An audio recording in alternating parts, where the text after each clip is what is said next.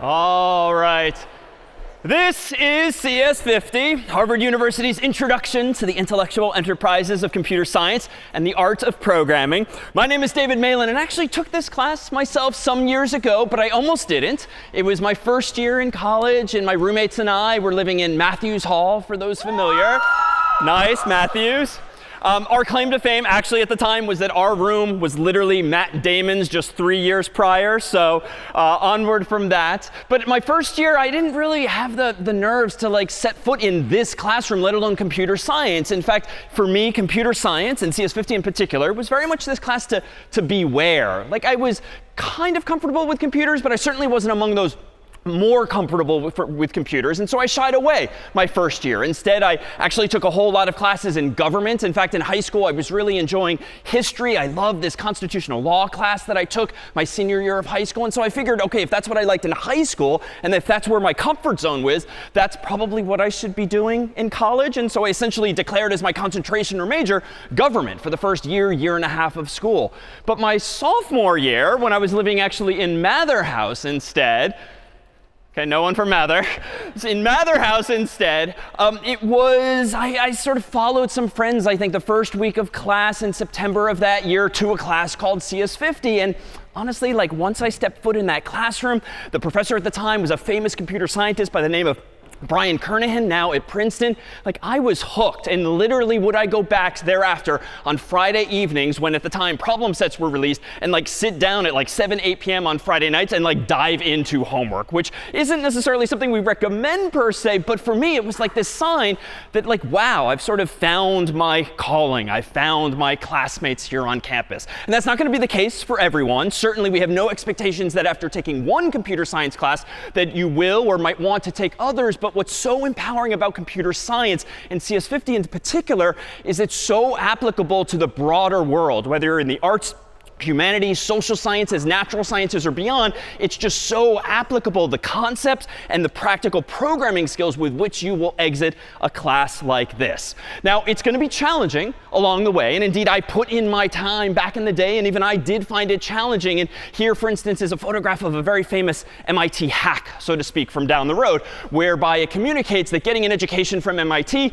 is like trying to drink from a fire hose, which is to say there's going to be so much information, so much new stuff, that certainly on any given day of the week, you're not going to be able to absorb all of it that first time around. But at the end of the day, it's through that challenge, putting the time in, that the returns are therefore just so much higher at the end of the course. And indeed, will you walk out of the course with a much better understanding not only of computer science and programming, but ultimately how to teach yourself new technologies and beyond. For the next 3+ months, we have teaching fellows, teaching assistants, course assistants, and myself by your side, sort of guiding you through the course's material. But the goal by term's end is to take those and leave those training wheels off so that you're well equipped to sort of go teach yourself new ideas beyond the class itself.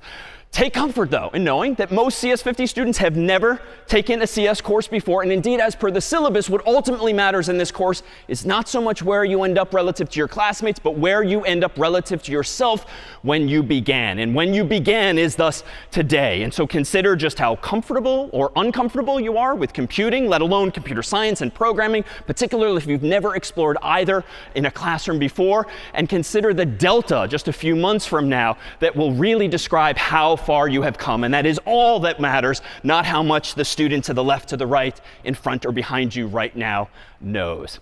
With that said, let me add some additional inspiration, if I may. Here's a photograph of my own very first homework assignment in CS50 from 1996. And I will draw your attention to the fact that even though this is a so-called Hello World program that we'll play with ourselves next week, it is pretty much literally the shortest, easiest program you can write in a programming language called C. I still somehow got -2 on my very first homework assignment, which is to say, we're all going to make mistakes along the way, but the goal will be to learn and enjoy that process here on out. At the end of the day, too, like me, you'll exit with your own proudly held I Took CS50 t-shirt, as is our tradition, too.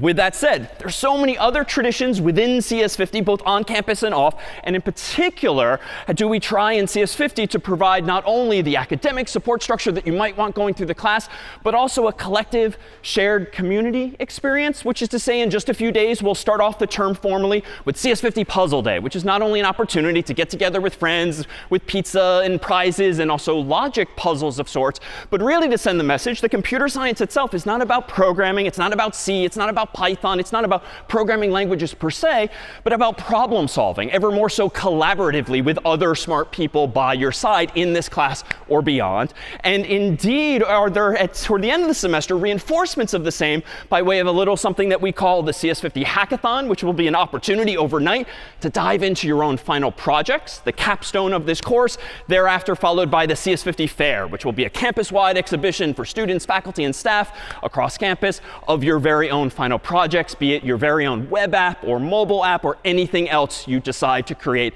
by term's end. And indeed, the sort of objective at the end of the day, truly with that final project in particular, is going to be to create for yourselves, for your classmates, for attendees, something that we didn't even teach you how to do. And indeed, that will signal ultimately that you're indeed on your way and ready. Toward that end, thought we would give you a sense of CS50's past by way of this short video, if we could dim the lights, that paints a picture of all that awaits here and beyond.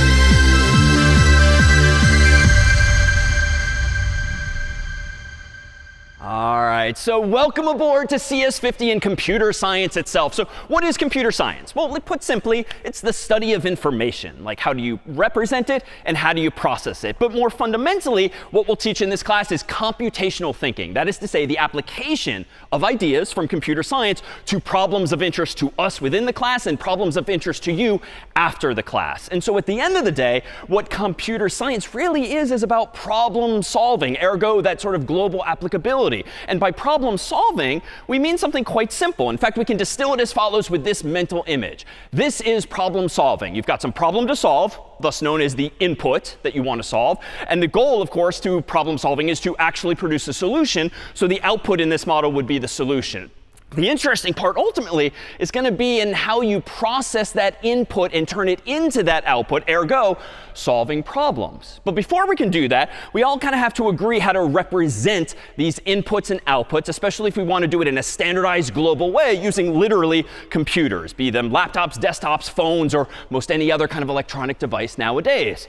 So how can we do that? Well, there's different ways to represent information in the world. For instance, if I were to take attendance old school style, maybe in a smaller room, I might do 1, 2, 3, 4, 5, 6, 7, and so forth, and just count people on my human hands. That's actually known as unary notation, otherwise mathematically known as base 1, because you're using your fingers literally in this model as digits. But a little quick question, how high can you count with one human hand?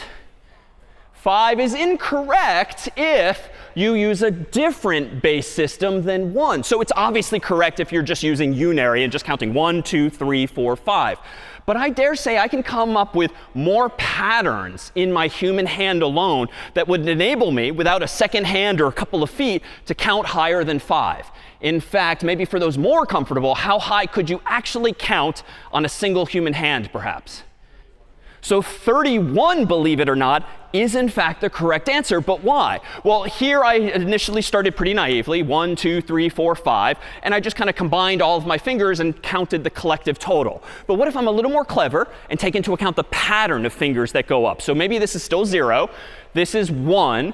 But now maybe we just agree universally that this is 2, even though it's just my single pointer finger. Maybe we all just agree that this is 3 with 2 fingers up. Maybe we agree that this is often offensive with just 1 middle finger up. But this would then be 4. This could then be 5. This could then be 6. This could be 7. And if I keep permuting my fingers in this way, allow me to spoil it, this would be, in fact, 31. But again, why? But the difference here is that we're no longer using unary, or base 1, as a mathematician would say, but rather base 2. Because if we take into account not just the total number of fingers that I'm using, but whether each finger is down or up, being therefore in 2 potential states, down, up, A, B, black, white, however you want to distinguish those 2 states of the world, you're now operating what's called base 2. And perhaps more familiarly, even if you're not a computer person per se, this is the so-called binary system. And odds are, even if you're not a computer science person at all, you probably generally know that computers only understand or speak what alphabet, so to speak. So ones and zeros, zeros and ones, otherwise known as the binary system. And in fact, there's a term of art here that's worth noting. When you're using zeros and ones, which of course are a total of 2 digits, you have binary digits, so to speak, bi implying 2, which means there's 2 possibilities, 0 or 1. If we actually get rid of some of these letters and then join these 2 phrases, here you have a technical term that is a bit. A bit is just a binary digit, which is to say it's a 0 or 1. And this is in contrast, of course, with the system you and I know as the decimal system, dec implying 10, because in the real world, you and I daily use 0 through 9, which is 10 possibilities. Computers only use 0 and 1. That is to say 2 bits to represent information instead. So how do we represent this information, especially when at the end of the day what we're using are indeed computers and electronic devices? Well, if I want to represent 0, I can actually think of this as kind of analogous to the physical world. Maybe I have a light bulb that's off or on, controlled by a switch that turns it off or on. So you can think of a binary digit that is a 0 as really just being a light bulb that is off.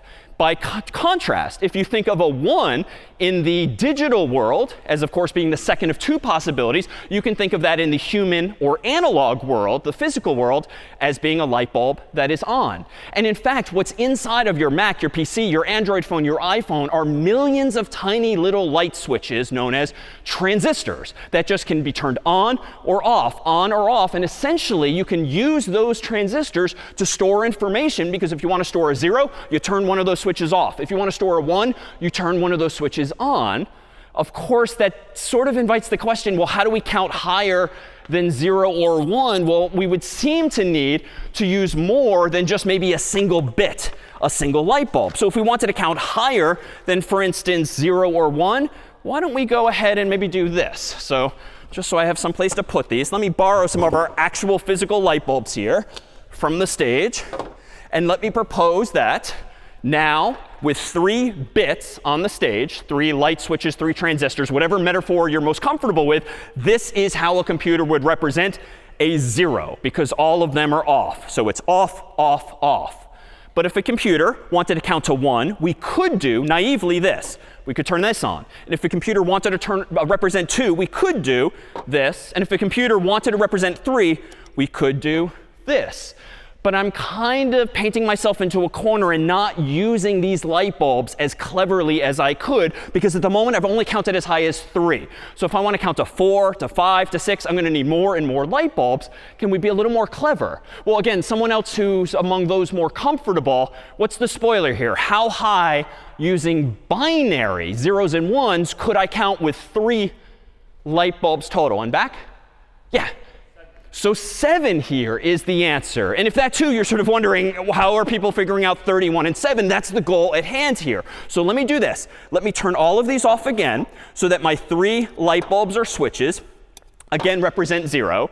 And the first one's easy. This is how a computer would represent the number 1. It would be on, off, off. How, though, is a computer going to represent 2? Well, just like my proposed finger example, let's do this. Let's turn this one off and this one on.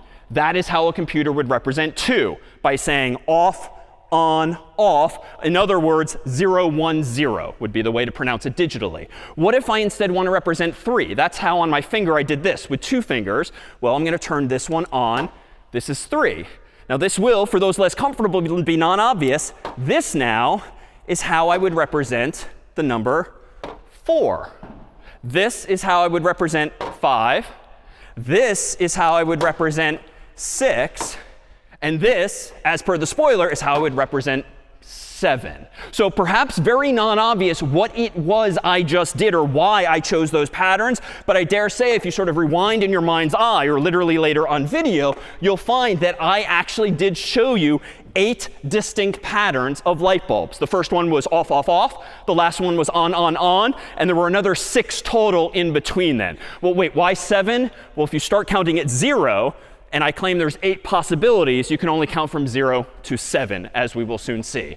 So how are these patterns coming about, and what is it that our computers are actually doing? Well, it's actually doing something a little like this, quite like in decimal. So in the human world, you and I are very much in the habit of using base 10, 0 through 9, aka decimal. Well, how do we use it instinctively as humans?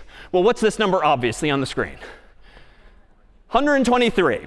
But why is it 123? Like for years, you haven't really thought about why this pattern of symbols or digits on the screen, 1, 2, 3, represents mathematically this number that you know obviously as 123. But if you rewind to grade school, odds are, like me, you were taught that the rightmost digit is in the ones column, this second digit is in the tens column, this digit is in the hundreds column, and so forth. So even though none of us have to do this math explicitly, what you're instantly doing is 100 times 1 plus 10 times 2 plus 1 times 3, which gives you 100 plus 20 plus 3. Oh, that's why it is 123, because these digits in this order have that significance. The digits to the left have more weight, so to speak, than the digits to the right. So what can we take away from this? Well, let's generalize it first as just any 3-digit number. So number, number, number, the ones column, the tens column, the hundreds column. But there's some math going on there, and it's not particularly sophisticated. Those are actually powers of 10. So 10 to the 0, 10 to the 1, 10 to the 2. And there's your decimal system. Because the base in this value is a 10, that's because there's 10 possibilities for each of those placeholders, 0 through 9. But in the binary world, in the world of computers, where all they have are zeros and ones, why? Because all they have physically is transistors, tiny, tiny, tiny light bulbs that can be off or on. If you only have 2 digits to play with, the 10 base should, of course, become a 2 base. And now if we do some math here, 2 to the 0, 2 to the 1, and 2 to the 2, you get the ones column, the twos column, the fours column. And if we keep going, 8, 16, 32, 64, 128, and so forth, it's powers of 2 instead of powers of 10.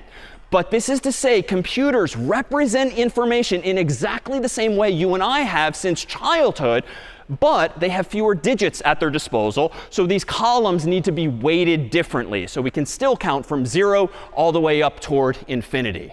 So what does this mean? Well, here we have 3 bits on the screen, 0, 0, 0.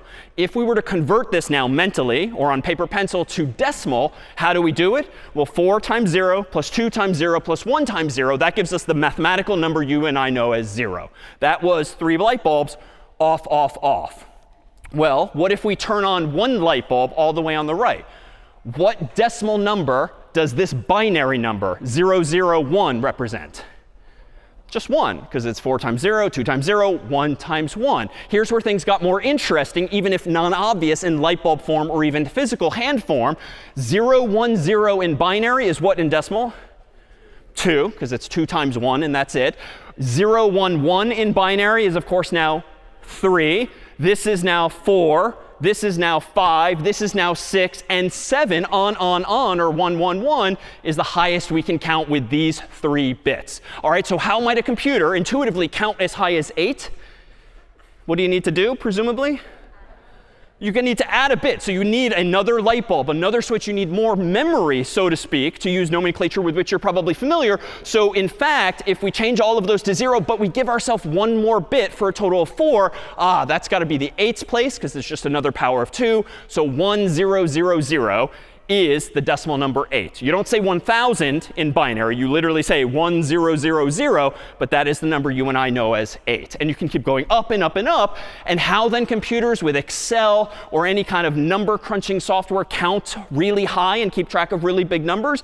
The computer just throws more and more transistors at it, more and more bits to count higher and higher and higher than this.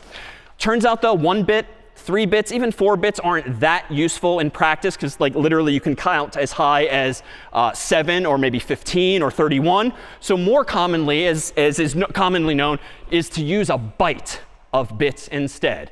How many bits is in a byte, for those familiar? So it's just 8. Why 8? It's just more useful than 1 or 2 or 3 or some other number. And as an aside, it happens to be a power of 2, which is just useful electronically as well. So a byte then is just 8 bits. And here are those columns I rattled off the top of my head. Here is how a computer would represent 0 in decimal, but using 8 binary digits or bits. Little trivia, and again, this is not what computer science is about, but it helps to sort of know sort of the lower bounds and the upper bounds of these kinds of values. How high can you count with 8 bits or 1 byte? If this is 0? Yeah, so it's actually 255. So if I were to change all of these zeros to ones and then do some quick mental or calculator math, 128 plus 64 plus 32, 16, 8, 4, 2, and 1 would actually give me 255 total, plus 0, which gives me 256 total possibilities. So this is only to say, this is not, again, the kind of math we'll frequently do, but you'll commonly see in the computer world and programming world powers of 2, numbers like 255, 256. Why? Because these are the common units of measures that systems tend to use. So let me pause here and see, with respect to binary, zeros, ones, transistors, and the like, any questions or confusion we can clear up?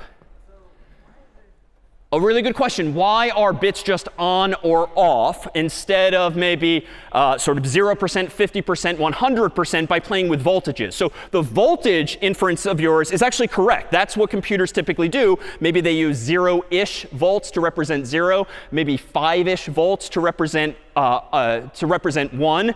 It turns out it's just really easy to do extremes in computers. If you start to split that range of voltage levels, for those who remember any of their electricity, it just gets harder and harder to be exact. And if you get things a little too murky, you might mistake a 0 for a 1 or a 2 or a 3. So it turns out it's just simpler to use the binary system. But there do exist computers known as ternary computers that actually use 3 values, 0, 1, and 2, which is somewhere, of course, between binary and decimal. But you can do different things. It's just simple on and off. And case in point, I don't want to really be dramatic and turn off my computer, but if I pulled out the power plug, that could be off, literally, aka 0. Plug it back in, that's a 1. There's just a cleanliness and simplicity to that. Other questions or confusion that we can clear up? No? OK, so if you're in agreement for the moment that, OK, using just zeros and ones, we can represent any number we want from 0 on up, let me propose that we do more useful things with our computers and our pockets and desktops and laps, like represent letters for the sake of Google Docs, Microsoft Word, or any kind of text that we might want to write. So knowing now that computers only use zeros and ones, and therefore only contain hardware like transistors, how could you represent something like a capital letter A in English inside of a computer, which of course is not a number anymore? Like, what could we do? Yeah. OK, yeah, so we could take the alphabet A through Z in English, and we could just assign each letter a number. And honestly, that is not only the correct answer, it's really the only answer. Because at the end of the day, if all you have are zeros and ones available to you, that is the entirety of the potential solution to this problem. So it turns out that, yes, capital letter A, some years ago, was decided by a bunch of people in a room, shall be represented with this pattern of zeros and ones. 0, 1, 0, 0, 0, 0, 0, 1. And now, trained as you are to do a bit of quick binary math, what decimal number is used to represent apparently capital A?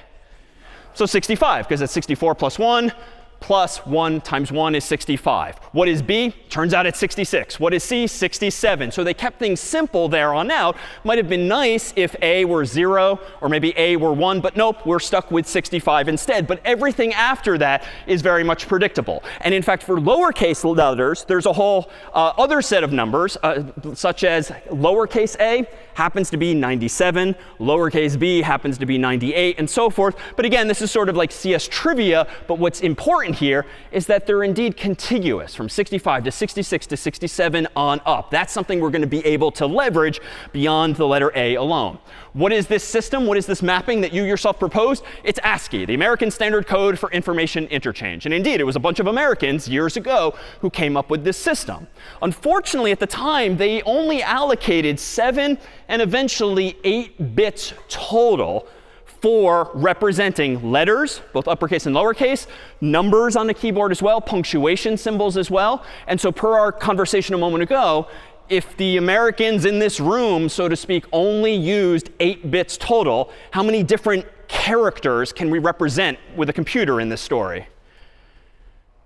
So only 255, technically 256 if we again start counting from 0. So that's not nearly enough but it is to represent all human languages, but it is enough to represent at least English among some others. So here, for instance, is a chart of the ASCII mapping. And sure enough, if we zoom in on like this column here, 65 is capital A, 66 is capital B, dot, dot, dot, 72 is H, 73 is I, and so forth. So there is a standardized mapping for at least all of these English letters. Well, suppose you were to receive an email or a text message or like a Google Doc containing this pattern of zeros and ones. So 0, 1, 0, 0, 1, 0, 0, 0, and so forth and so forth. So 3 bytes worth. 3 sets of 8 bits, that is to say 3 bytes, each of which represents a single letter in ASCII. What message have you received? Well, I'll do the math this time so we don't have to. Suppose what you really received was decimal 72, 73, 33. What message did you just receive? If you recall the previous chart. Hi was in fact correct. Why? Because H is 72, I is 73, and wait a minute, 33. So here's H, here's I. 33, if we highlight it instead, happens to be an exclamation point. So like that is literally what is going on underneath the hood, so to speak, when you get a text message today that literally says in all caps and an exclamation point, hi, your phone has received at least 3 bytes, each of which represents a letter of the alphabet. Your computer is quickly doing the mental math to figure out exactly what numbers those are, and then looking up in the so-called ASCII chart in its memories, in some sense, what letter should you actually see on the screen there. And so if you were to then display that message, you would see it indeed in English as opposed to those numeric equivalents.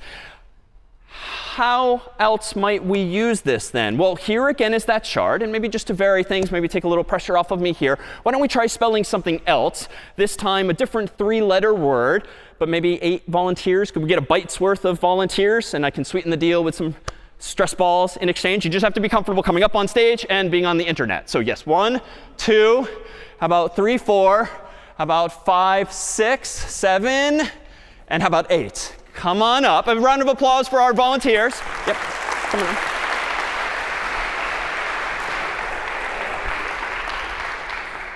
All right. So what I'm going to have each of you do is represent a bit in a particular order. So if you want to just in any order, line yourselves up here facing the audience. Come on over. All right. And we will have you represent. Well, you got to see who ends up where. Scooch this way a little bit. This way, this way. All right, so you shall be the 1's place, and just hold that in front of you. 2's place, 4's place, 8's place, 16, 32, 64, and 128. And just compress yourselves a little bit if you could. So each of these folks represents a bit in a particular place. And let's say this. If you're just standing there sort of uncomfortably without any hand raised, we'll assume that you're representing a 0, quite simply. If your hand goes up, though, the audience should assume that you're representing a 1. And therefore, what we'll do is spell out a 3-letter word. And on each round of this, you'll either stay like this or you'll raise your hand. But first, let's actually meet some of our volunteers here, starting with position number 1, if you'd like to say your name, perhaps where you're from and or studying. Hi, my name is Brooke. I'm from Indiana, and I'm studying biology and computer science. Nice. Welcome. Hi, I'm Becca. I'm from Maryland, DC area, and I'm studying electrical engineering. Welcome. I'm Addison. I'm from Maryland. I'm studying environmental engineering. Hi, I'm Sharon. I'm from Rwanda, and I'm studying CS and math. Welcome. Hi, I'm Grace. I'm from Alabama, and I'm studying electrical engineering. Welcome. Hi, I'm Angelina. I'm from Maryland, and also I stay in Matthews. Nice. Matthew. Nice. And I'm studying applied math and econ, as well as environmental science and public policy. Welcome. I'm Owen Bells, and I'm from rural Virginia, and I'm studying CS. Nice. Welcome. And my name is Max. I'm from London. I'm also staying in Matthews, and I'm studying computer science and neuroscience. Thank you. welcome aboard as well. If you're wondering too why I was wearing these glasses at the start, so very common on the internet nowadays is these POV videos. So it turns out these Ray-Bans actually record video footage, and we have a couple of them, and we thought we'd offer them to a couple of volunteers if everyone wants to record their point of view for everyone here. And Vlad here is going to help make sure they're recording. Second volunteer? Yes, number 2. All right. So as Vlad gets those set, on the backs of your pieces of paper, you have instructions for the following 3 rounds. Each round represents a letter. The audience participation part of this is to actually do the mental math to figure out what number these volunteers are representing. So go ahead and execute round 1, either keeping your hand down or raising it appropriately. OK. What number are our volunteers here representing? 66, because we have a 64 plus a 2. That then maps to what ASCII letter? B was the first letter. OK, hands down. Round 2, go. A little harder. What's now being represented? I'm starting to hear it. 79 is in fact correct. 79, because we have a 64 and an 8 and a 4 and a 2 and a 1. So if it's a 79, we have the ASCII letter O. OK, so we've got B, O, and then lastly, third round, go. We have 0, 1, 0, 1, 0, 1, 1, 1. What number is this? 87, which spells the letter W, which spells the word. Not bow. Take a bow if you could. All right, a round of applause for our volunteers here. And come on off this way and help yourself to a CS50 stress ball. Thank you to our volunteers. So this is only to say we've now agreed on how we can represent numbers from 0 on up. We've agreed on how we can represent letters, but at least letters using ASCII. And in fact, these are more than just decoration. In fact, as a little bit of trivia by lecture's end, if you want to come up for your very own CS50 stress ball, turns out there's 64 light bulbs at the foot of the stage here. If you break them down into 8-byte or 8-bit or single byte chunks, there's an 8-letter word that happens to be spelled out today using this here ASCII chart. So today's mystery is, what exactly is that there word? But of course, if you have only 8 bits, you can only represent 256 characters, which sounds like plenty for English. And indeed it is. 0 through 9, A through B, capital and uppercase and lowercase, as well as punctuation. But there's so many other human languages in the world that have other characters. For instance, we have not just the English alphabet we might see here on a US English keyboard. We have accented characters. We have various Asian languages have even many more glyphs. We need more than 256 possible characters.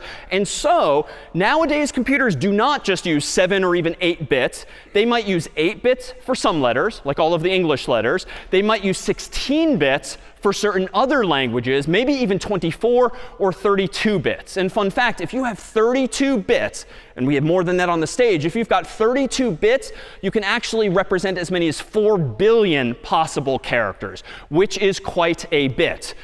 No pun intended. So what else can we represent? Well, the goal of this system, not just ASCII, but something known as Unicode, which is a newer standard, is to be backwards compatible with ASCII. So humans left all of those other numbers alone, 65, 66, 67, and so forth. But they added to it a superset of representations that maybe are 16, 24, or 32 bits. The goal being to be able digitally to represent all human languages, past, present, and future, and even through pictograms, things like smiley faces and the like, even people, places, things, and emotions that transcend human language. And in fact, odds are within the past few minutes or hours, most of you have used one or more of these here emoji, these pictograms, which it turns out are just characters on a keyboard. You might have to hit a special button to pull up that form of the keyboard, but these are just here characters. And so these emoji have exploded in popularity for a number of reasons, one of which is, my God, what are we going to do with 4 billion possible patterns of zeros and ones? We can start to kind of have some fun with it and represent things beyond English and human languages alone. Now, as an aside, when it comes to Unicode, it turns out Unicode, years ago, standardized this pattern of 32 zeros and ones to represent just one of those emoji. So emoji tend to use even more bits here. Anyone know what decimal number this is? This is not a fun mathematical exercise. The spoiler is 4,036,991,106 is the decimal number that actually represents, as of present, the most popular emoji in the world. Does anyone want to hazard a guess what emoji this here number represents? Hearts? No, but it's actually this so-called face with tears of joy. So perhaps think about the frequency that you send that one. And even though it's obviously a picture on the screen, sure, it actually is more like a font, because underneath the hood, it's indeed just a pattern of zeros and ones or a decimal number that the computer is storing. But the computer, be it Mac OS or Windows or iOS or Android, know to display that pattern as this here picture. But the pictures might look different depending on the hardware. Why? Because there's companies like Google and Microsoft and Meta and others that have their own artists on staff as employees, and those artists interpret the descriptions like face with tears of joy differently. So those of you with an Android phone actually see face with tears of joy looking a little something like this. And if you have Telegram, for instance, installed on your phone, it's even more animated than that. It's this here emoji using the same pattern of zeros and ones. So different artists render these here emoji in different ways, but all they are here are patterns. Now, for all of the other answers, save one that was shouted out a moment ago, this is a sort of cloud diagram of the most popular emoji as of a couple of years ago per Unicode, whereby the size of the emoji indicates its relative popularity. So heart, I did here over here, is indeed one of the most popular ones as well. Question? A really good question. Why do certain emoji not show up on one device or another? It depends on how recent the software is. Pretty much every year, the humans behind the Unicode consortium release new emoji, which is to say they decide that this other pattern will represent this new emoji. This other pattern will represent this new emoji. And unless you update your phone, your laptop, your desktop to the very latest software, and the manufacturer of that device or software also updates by hiring an artist to draw those pictures in their own font, in their own style, you're going to see usually just like an empty black square, or maybe just like a black and white heart instead of something more colorful, really just placeholders. Because it's as though you don't have the right font installed, or really you have an older version of that same font installed. But it's become sort of an annual tradition that new and more emoji are released every year, which is among the reasons why these updates contain more and more. Yeah? That is an amazing segue. How do you represent color in bytes? Well, you use RGB, which happens to be, by coincidence, the next slide. So let's again recap. We know how to represent letters. We know how to represent numbers. We can even represent emoji. But those emoji, technically, on the screen are, of course, composed of colors, like a whole bunch of yellow for that their smiley face. How do computers, then, using only zeros and ones, represent colors? Well, by convention, they typically use a system that, by an acronym, is called RGB, red, green, blue. And this is to say that a computer, to represent a single dot on the screen, maybe this one, this one, this one, will allocate some number of bits or some number of bytes to represent the color of just that there dot, otherwise known as a pixel. You can actually see pixels on your phone or even on your TV or monitor. If you go really close, especially if it's an older monitor, you can see the tiny little squares. Each of those has some number of bits telling the device what color to use. In particular, these devices typically use 3 numbers in total, 3 bytes. So that is to say 24 bits per pixel. And they do this. If you were to represent a single dot on the screen using these 3 numbers, just by intent here, this is 72, 73, 33, which in the context of a text message, an email, a Google Doc, represents, of course, high. textually, what if a computer uses that same pattern of zeros and ones, that is, the same pattern of decimal digits, to represent the color on a screen, which is germane if you're opening an image using Photoshop. So using a different piece of software that knows about colors and images and not just text. Well, this would imply that you want that dot on the screen to have like a medium amount of red, a medium amount of green, and a little bit of blue. Why do I see medium and little? Well, again, if each of these numbers is using 8 bits, or 1 byte, the highest we can count, as we discovered, was 255. So I'm kind of averaging here. So 72 out of 255 feels to me like a medium amount of red. 33 feels like relatively little blue. But if now the computer combines those wavelengths of light, so to speak, a medium amount of red, medium amount of green, a little bit of blue, what you get is the color code for a single dot. And does anyone want to guess what color roughly this represents? These 3 bytes? Not white, not purple, not brown. Yellow, in fact, is the answer. So it represents in a single pixel roughly this shade here of yellow. Which is to say, if we look back at any of those emoji, which again are represented by patterns of zeros and ones, but you and I as humans perceive them as images on the screen, let me actually go ahead and zoom in further to one such sample emoji. And when you zoom in far enough, or you put the phone close enough to your face, you can actually see all of those little dots known as pixels, all of the little squares. And given that so many of these pixels are yellow, that is to say that that pattern of 3 bytes, 72, 73, 33, is used to represent this pixel.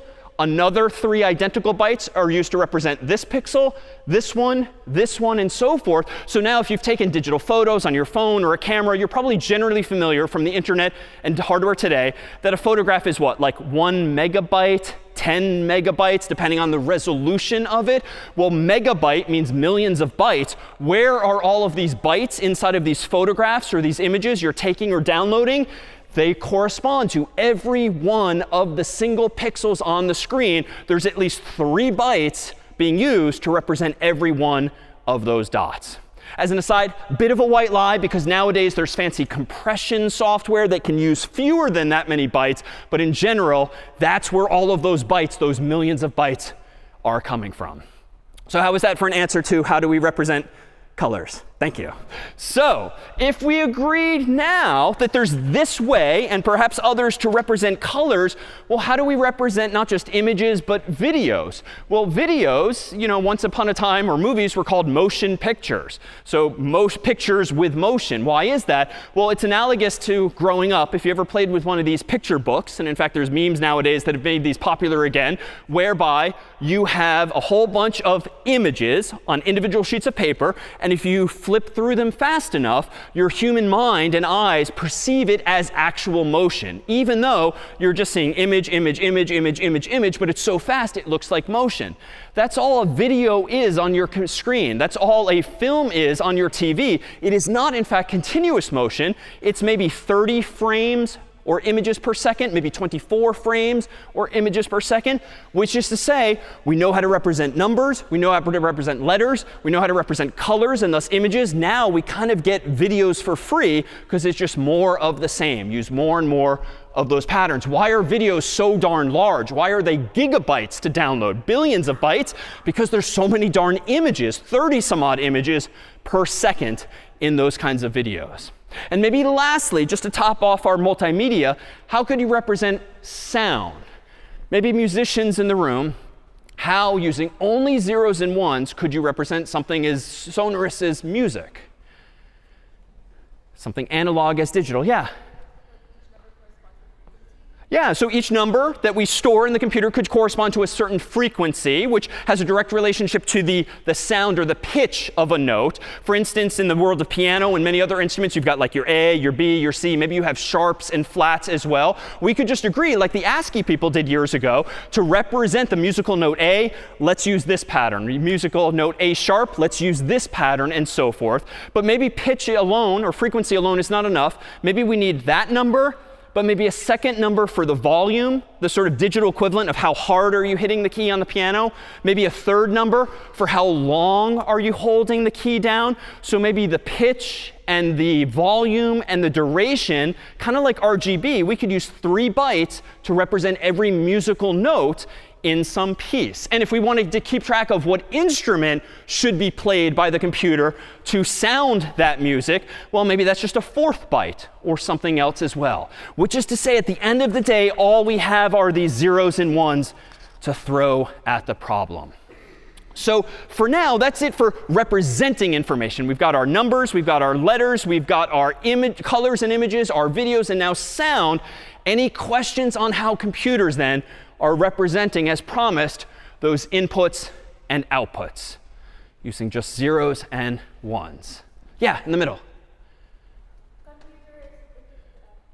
Correct. So the computer is taking as input, at the end of the day, zeros and ones, and is outputting zeros and ones. However, as we'll learn in this class, by writing software, by writing code that understands those zeros and ones, we will enjoy not just literally seeing zeros and ones. We will see A, B, C. We will see colors. We will see video. We will hear sounds, so long as we write the code to interpret those zeros and ones. And indeed, it's worth noting now that that same pattern I keep using for an example, 72, 73, 33. How does a computer know? Is that the message hi? Is that the color yellow? Is it a dot in a video alone? Just depends on the context. Simply put, if you're opening that pattern of zeros and ones with like Excel or a calculator program, odds are the software will interpret those 3 bytes as numbers, of course. If, though, you open that same pattern in a text messaging program, Google Docs, Microsoft Word, that same pattern will be interpreted as a sequence of letters. Instead, if you open Photoshop, that same pattern, you'll probably see a single dot that happens to be yellow. Conversely, once you yourself are a programmer, or even better programmer, you will be able to write in code how you want the computer to treat these patterns of zeros and ones. You can essentially tell the computer, use this to store a number, or a letter, or a color, or something else. That's the power the programmer themselves have at the end of the day. Other questions on representing things with bits? No? All right. So lastly then, in this middle of this black box, so to speak, is the sort of secret sauce that solves problems, that converts those inputs to outputs, those problems to solutions. So what is an algorithm? It's really just step-by-step instructions for solving some problem. And indeed, I think back to my own first time in CS50, where we learned the same from Professor Brian Kernighan. And as luck would have it, just had my 25th reunion where we pulled some video footage from 1996. And so we're actually fortunate to have the very first few minutes of CS50 over 25 years ago when I myself took it. But the lessons back then as today are fundamentally the same. And what's important indeed is to not only express yourself correctly, but precisely, as we'll explore today. This then is Professor Brian Kernighan, who years ago very memorably introduced us and my classmates to algorithms by actually in class shaving his beard. If we could dim the lights here for Brian. The other thing that we're going to talk about in this class is the notion of an algorithm. An algorithm is a very precise description of how to do something. And the operative word there is precise. Okay, it has to be very, very, very, very precise. And the task that I'm going to do is that I'm going to trim my beard, which has gotten out of whack.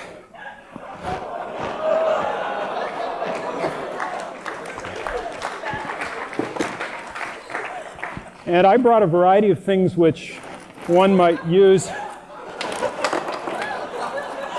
to trim beards with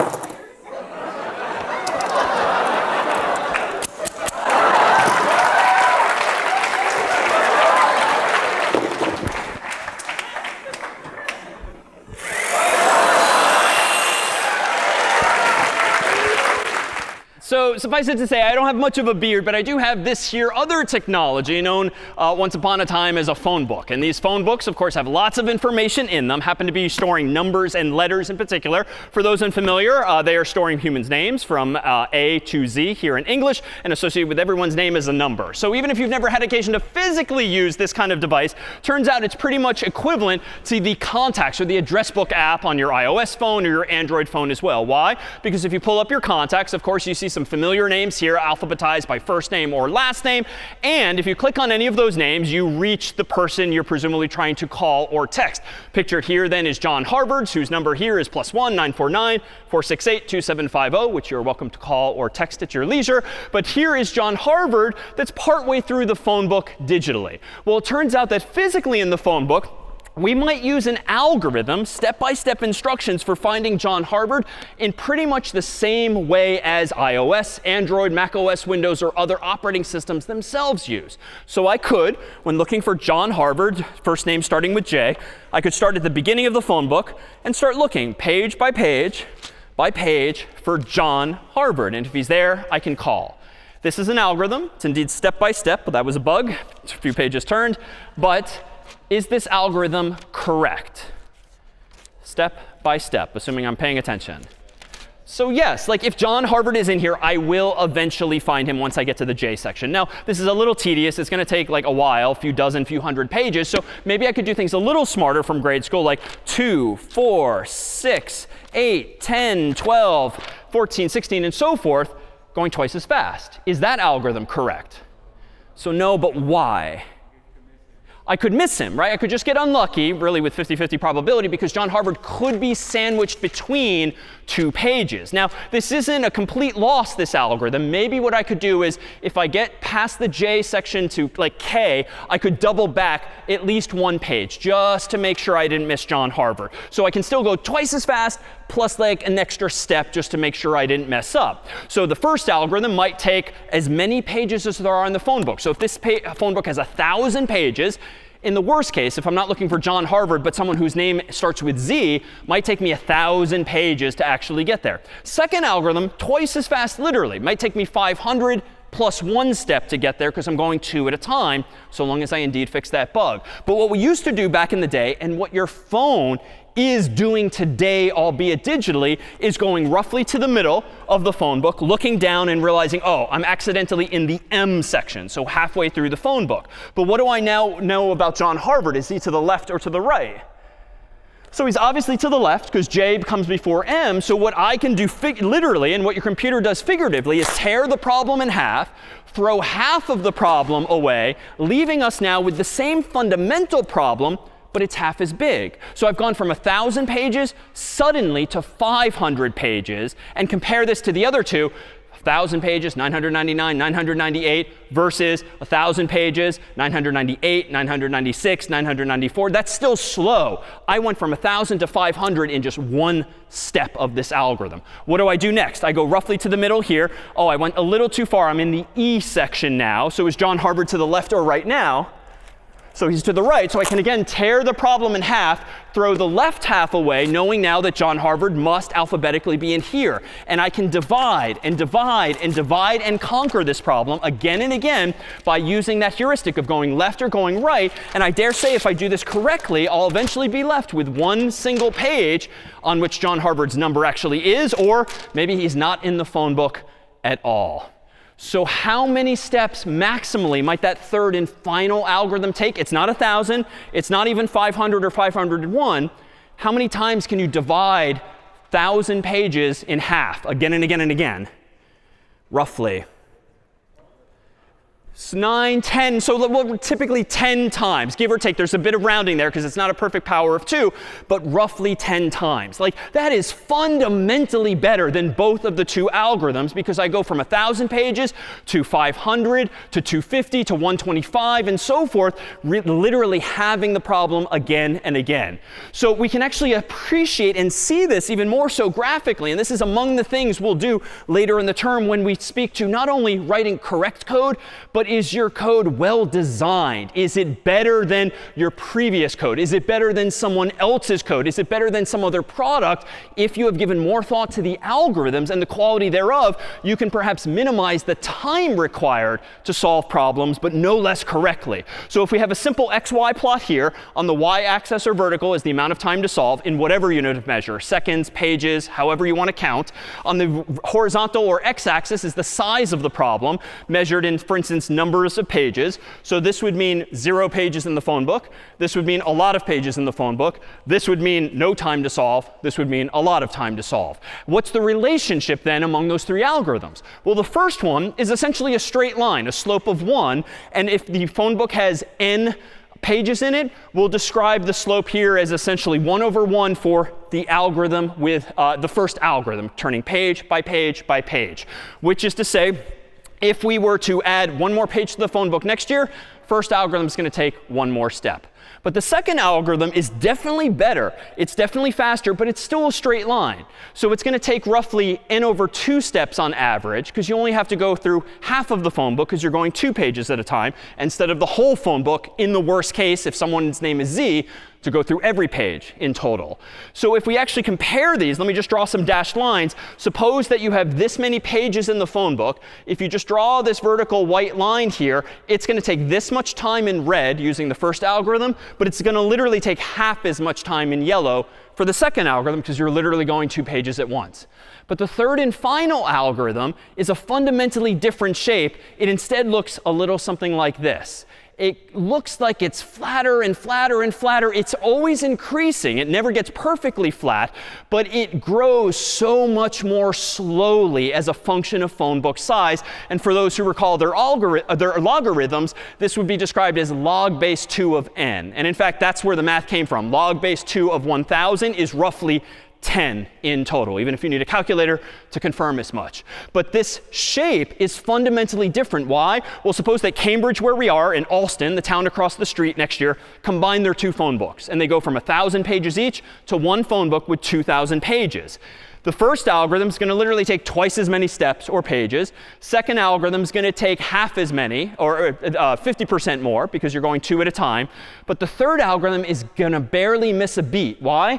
Because if this is 1,000 pages here and 2,000 pages is over there, just inferring from the shape of the green line, it's not going to be much higher on the vertical axis than the other 2 were. So more specifically, if you have a 2,000-page phone book next year, how many more steps will it take you using that third and final algorithm? Just 1, because you'll divide and conquer a 2,000-page phone book into a 1,000-page phone book, and then you're back at the original story. And that's the sort of power of learning algorithms. That's the power of learning computer science and learning how to program, is to be able to navigate big data, so to speak, things the size of Google, things the size of artificial intelligence training data sets, using better and better, more clever algorithms that perform faster, and therefore not only make the software more competitive, but also make it more usable and more favorable for people like you and me when using that software. So when it comes to implementing algorithms as programmers, as computer scientists, what you're really doing is taking these algorithms, which might be expressed in English conceptually as we just did, but really just translating them to code, be it C or C++ or Python or R or Ruby or any number of other languages that exist in the world. But for now, let's consider how we might implement that algorithm using something that's literally still English, but pseudocode, something that is still correct, but precise and finite, as per Professor Kernighan's advice, which is to say, use your own vernacular of English and just say what you mean, but very succinctly. There's no one way to write pseudocode. It's not some formal language. I'm just going to convert the steps I did intuitively to step-by-step instructions as follows. Step 1, what I did was pretty much pick up the phone book. Step 2, what I did was pretty much open to middle of phone book for the third algorithm. Step 3, look at page. Step 4, if person is on page, then step 5, call person. If that does not prove to be the case, step 6, else if the person is earlier in the book, then open to the middle of the left half of the book, and then go back to line 3. Then, if the person is later in the book, open to the middle of the right half of the book, and again, go to line 3. Else, there's a fourth and final case. If the person, like John Harvard, is not on the page, is not earlier, is not later, what's the fourth scenario we'd best consider? He's just not there, else we should do something specific like quit. Now, as an aside, everyone in this room has probably had one of these stupid technical support issues where your phone or your laptop or your desktop computer just freeze all of a sudden, or maybe it spontaneously reboots for no reason. Odds are that's because not you, but some other human made a mistake. They probably wrote code working at Microsoft or Apple or Google or somewhere else, and they didn't actually anticipate that, oh, there could be a fourth scenario that could happen in the real world. But if there's no code that tells the computer what to do in that fourth and final scenario, who knows what the computer is going to do? It might by default reboot. It might by default freeze. That's just a hint of the bugs, the mistakes in software to come. But even though this is just one way to write this code, aka pseudocode, there are some salient characteristics that we'll use throughout today. One, there are these verbs, these actions. And henceforth, as aspiring computer scientists or programmers, we're going to start to call these by what more technical audience would. These are functions. A function is an action or a verb. It's like a bite-sized task that a computer can do for you. Those then are functions in this here pseudocode. But there's other types of code in here. There are these things here, if, else, if, else, if, else. Those are examples of what we're going to start calling conditionals.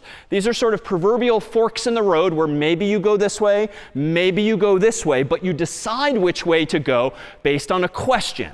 The questions that you ask are what we'll technically call Boolean expressions, named after mathematician Boole. A Boolean expression is a question with a yes or no answer, a true or false answer, a black or white answer, a 1 or 0 answer. There's two possibilities, and there's a hint of the binary underneath.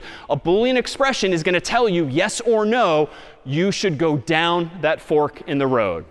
Notice what's important here is that indentation mattered as a result. Notice that on line 4, when I first asked if the person is on page, question mark, so to speak, I should only do line 5 per its indentation if the answer is yes or true. I should only open to the middle of the left half of the book and go back to line 3 if person is instead earlier in the book. So indentation in pseudocode and in many programming languages has logical significance. It tells you whether to do things or not. But there's another construct in here, go back to, which literally makes me go back to line 3, potentially again and again and again, creating some kind of cycle or what we'll typically call a loop instead. So even in this relatively simple real-world algorithm, we have these 4 fundamental characteristics of most computer programs that we will write in this class, and you might write beyond this class, that we have some technical jargon now to describe them. But what's important to note is that line 8 and line 11, even though they're saying go back to line 3, go back to line 3, you might think you're running the risk of what we'll call an infinite loop, where you literally get stuck in a loop forever, which doesn't sound like a good thing if at some point you want to turn your computer off, even though it's still working. But these will not induce infinite loops. Why? What is happening in this particular algorithm every time we go back to line 3 that guarantees eventually we will stop going back to line 3? Exactly. If the person is on the page, we will call them or we will quit. But more importantly, because we keep dividing and conquering the problem, in this case, having the phone book, eventually we're going to run out of phone book, in which case, indeed, John Harvard is either on that page or not, and we will call or we will quit instead.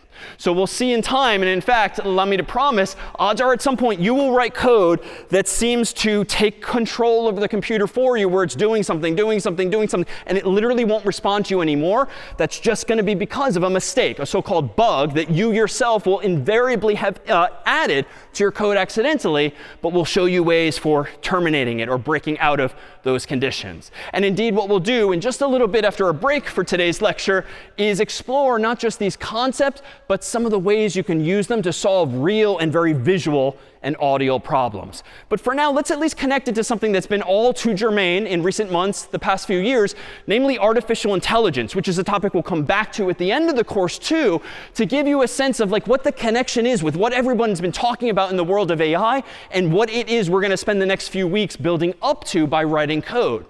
If you were to try to implement something like a chatbot, for instance, that just answers questions and has a conversation with you, you could do that using pseudocode. And as we'll soon see, you can use C, Python, any number of other languages too. That pseudocode might look like this when implementing a chatbot. You could tell the chatbot, if the student says hello to you, then say hello back. And the indentation, as per earlier, implies this is conditional. Else, if the student says goodbye to you, say goodbye to the student. Else, if the student asks you how you are, say you are well. So you can just enumerate question after question after question and just handle all of these conditional possibilities. But things kind of escalate quickly, especially with the tools of today like ChatGPT.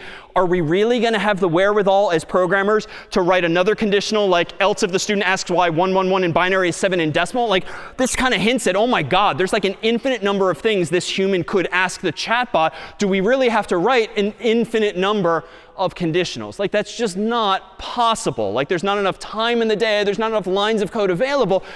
Artificial intelligence surely needs to be able to figure some of this out instead. And so indeed, this is not how you implement AI, but rather how you implement an AI like a chatbot is you typically train it based on lots and lots of data. You give it lots of inputs, training data, and let it figure out what it should say in response to certain questions. And it boils down to a lot of probability, a lot of statistics, otherwise known now as large language models, which, if we really peek under the hood, are actually typically implemented with what are called neural networks, inspired by the world of biology, whereby we humans have all of these neurons that transmit electrical signals such that my brain tells my hand to move this way, and this other way. And so what computer scientists have been doing over the past many years is implementing in software, using literally zeros and ones, graphs or networks, neural networks that look a little something like this, where each of the circles represents a neuron, each of the arrows represents a pathway between them, and provides as input to these networks huge amounts of data, like all of the internet, all of Wikipedia, all of the books that it might consume as input.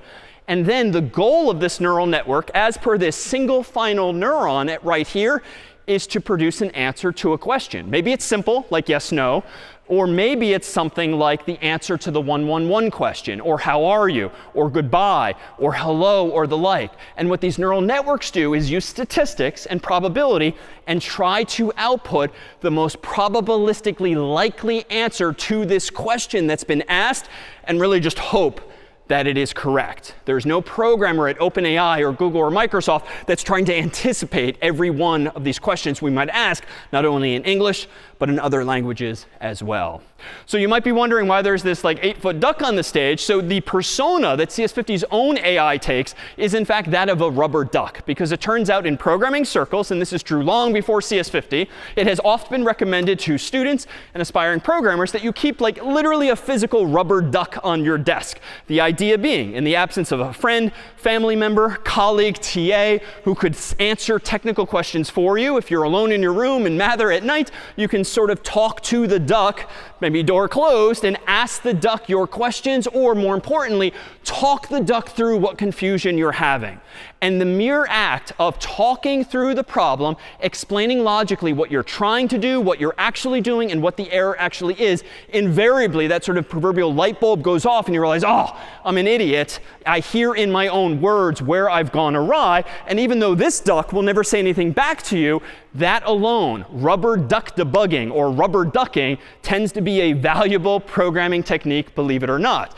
But thanks to these large language models, we have not only physical but virtual ducks as well. And so available to you will be in this class not tools like ChatGPT and the like, which are through policy disallowed. It is not reasonable to use ChatGPT and the like, but you are allowed and encouraged to use CS50's own AI-based tools, which resemble those same tools but know something about CS50 and aspire to behave akin to a good teaching fellow, guiding you to solutions as opposed to handing you something outright. So this is a tool that will be available at literally this URL throughout the course, CS50.ai.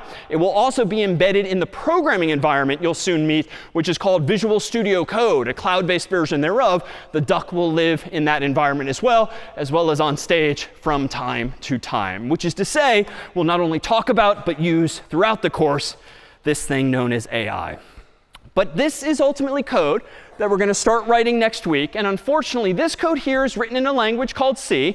This is essentially the program that I lost 2 points on like some 25 plus years ago. And it does look admittedly cryptic. And that's why today what we'll focus on is not what this code looks like, nor the zeros and ones that code gets converted to so your computer can understand as input what you want it to do.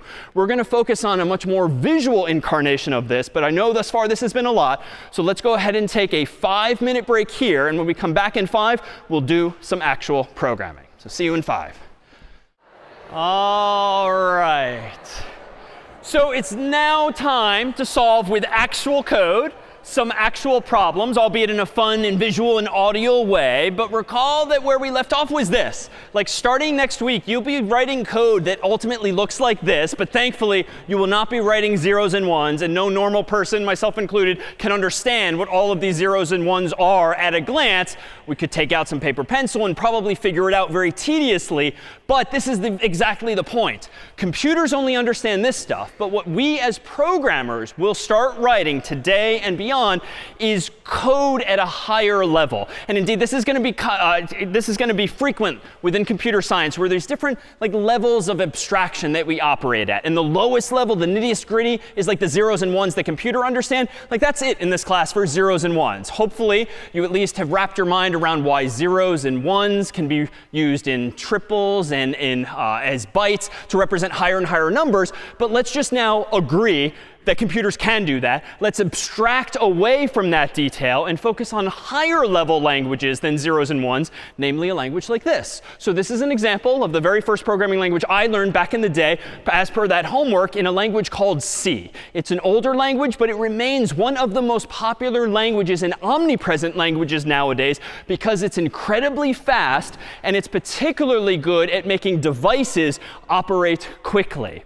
For us pedagogically, the value of C is not that you're probably in Silicon Valley and other such jobs going to be using C yourself that much, but because it's going to provide a conceptual foundation on top of which we introduce other languages like Python, which is newer and improved, so to speak, that gives you more and more functionality sort of for free out of the box by abstracting away some of the stuff we'll focus on in the coming days first. So at the end of the day, you should better understand languages like Python and JavaScript and SQL because of your underlying understanding of a language like C. But this is too much for the first day. Many of you will think that this is too much for the second week. But in fact, C is really only sort of scary looking because all of this darn punctuation and syntax, the semicolon, the parentheses, the double quotes, the curly braces, and the like. And I concur. This is intellectually uninteresting. And a lot of the challenges early on when learning programming is you just don't have the muscle memory like that I or some of the teaching fellows might for knowing what symbol should be where. But that's going to come with time and practice. I guarantee it. What we'll do for today, though, is just throw away all of that intellectually uninteresting detail and focus really on ideas. And some of you might be in your comfort zone here, because if back in middle school you were playing with a programming language called Scratch, you were probably using it at the time just to have fun in class or out of class, making games, animations, interactive art. What you probably didn't use it for, at least in middle school, was to consider and explore programming languages themselves. But what's wonderful about Scratch, which is this graphical programming language from down the street at MIT, where it was invented some years ago, is you can program not by using your keyboard per se, but by dragging and dropping puzzle pieces, otherwise known as blocks, that will snap together if it makes logical sense to do so. And what you won't have to deal with is parentheses and double quotes and semicolons and all of that, at least until next week. But the nice thing about Scratch is that after this week and after the so-called Problem Set 0, the first assignment in which you'll use Scratch, you'll have a mental model via which it will be easier to pick up all of the subsequent syntax as well. So let's see how we can start programming in Scratch by making the simplest of programs first. You can do this at scratch.mit.edu. You needn't do this now in the moment. Problem Set 0 will walk you through all of these steps. But what I've done here is opened up at scratch.mit.edu, precisely the default web page therein. This is after having clicked the Create button in Scratch, which is going to allow me to create my first program. But first, a tour of the user interface here and what is ultimately available to you. Well, within the Scratch environment, we'll see a few different regions of the screen. One, we have this palette of puzzle pieces at left. The blue ones relate to motion. The purple ones relate to looks. The pink ones relate to sound and so forth. So the color of the blocks just roughly categorizes what that block's purpose in life is. We're going to be able to use those puzzle pieces by dragging and dropping them from left to right. In the right here, in the middle of the screen, is where I'm going to write my actual programs. This is where I'll drag and drop these puzzle pieces, lock them together, and actually write my code. What am I going to be coding? Well, I'm going to be controlling one or more sprites. Much like in the world of games, if familiar, a sprite is like a character that you might see on the screen. The default character in the world of Scratch is, in fact, a cat that looks like this. And if, in this case, I have just one cat, I can then make that cat do things in his own little world at top right by making the cat move up, down, left, right, spinning around, or doing other things as well. But if you want to introduce a dog or a bird or any number of other custom characters, you just add more sprites, and they get their own place in that same world. As for how to think about movement in this world, it's actually pretty familiar, even though it gets a little numeric for a moment. If Scratch at the moment is in the middle of the screen, the cat is at 0, 0, if you think about x, y coordinates or latitude, longitude. If you move the cat all the way up, this would still be x equals 0, but it would be y 180. What's the 180? 180 pixels vertically, or dots on the screen. This is negative 180 pixels on the screen at the bottom. By contrast, if you go left and right, your x value might change, negative 240, but y is 0, or positive 240, and y is 0 as well. But most of the time, you won't need to know or care about what the pixel coordinates of the cat are.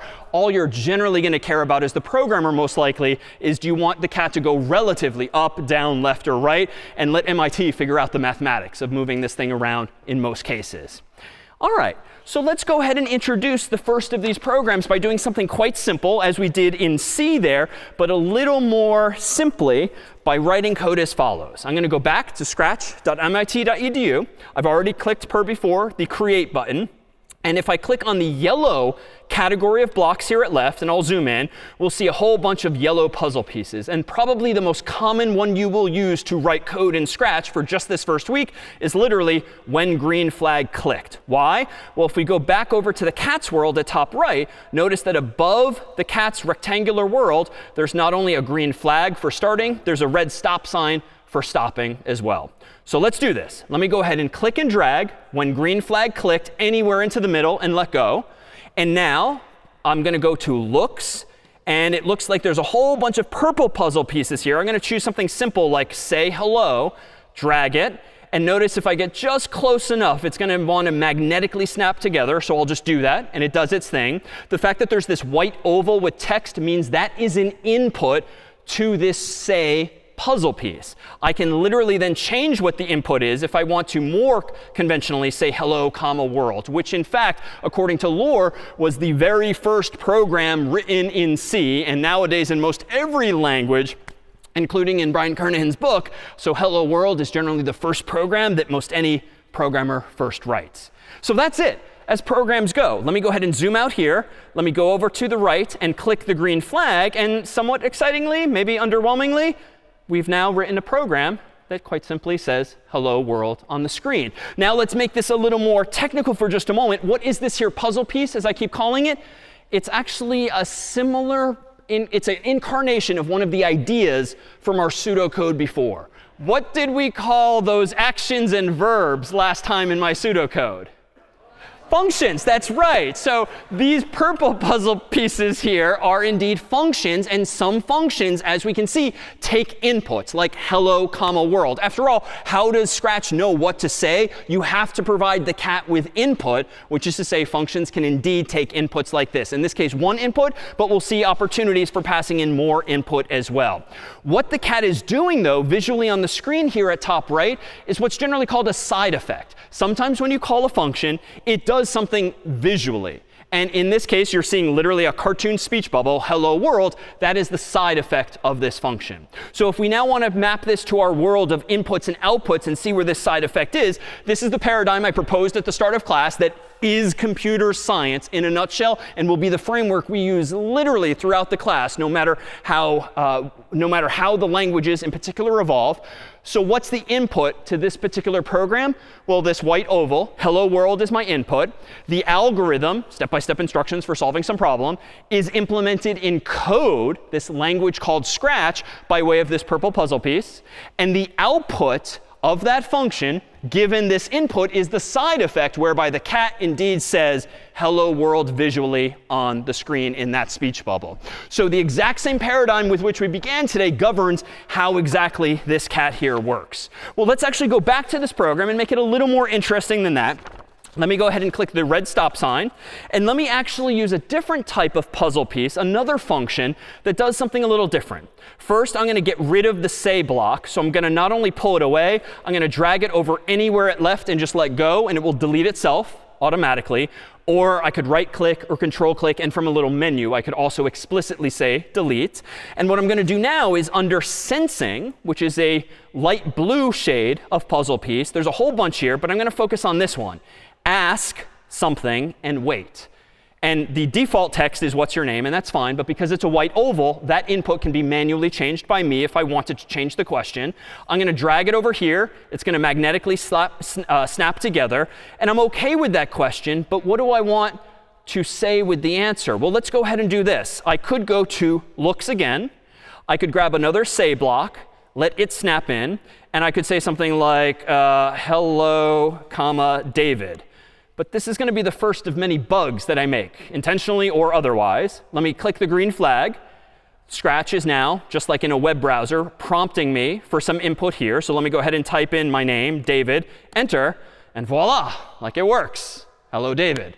I'm kind of cheating, though, right? Because if I zoom out, stop, and play again, let me type in like Yulia's name here, enter, and it still says hello, comma, David. So that didn't really implement the idea that I wanted. All right, so how can I fix this? Well, it seems that this time I want more than a side effect. I want to use the value that the human types in. And for this, we need another feature of functions, which is that not only can they sometimes have side effects, something visually happens, some functions can hand you back a value, a so-called return value that will allow you to actually reuse whatever the human typed in. So a return value is something that gets virtually handed back to you, and you can store it in something called a variable, like x, y, and z in mathematics, and you can generally reuse it one or more times. So let me actually draw our attention then to, at left, not only the blue puzzle piece, ask what's your name and wait, but notice that there's a special puzzle piece below it, this blue oval called answer,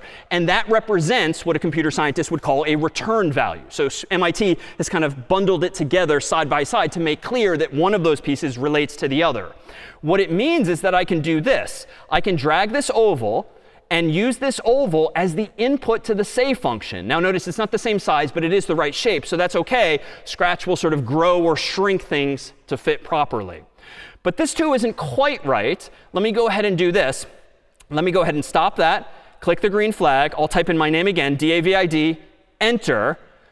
And it's just kind of like weird or rude. Like I wanted a hello at least, and it just said David on the screen. OK, so I can fix that. Let me stop with the red stop sign.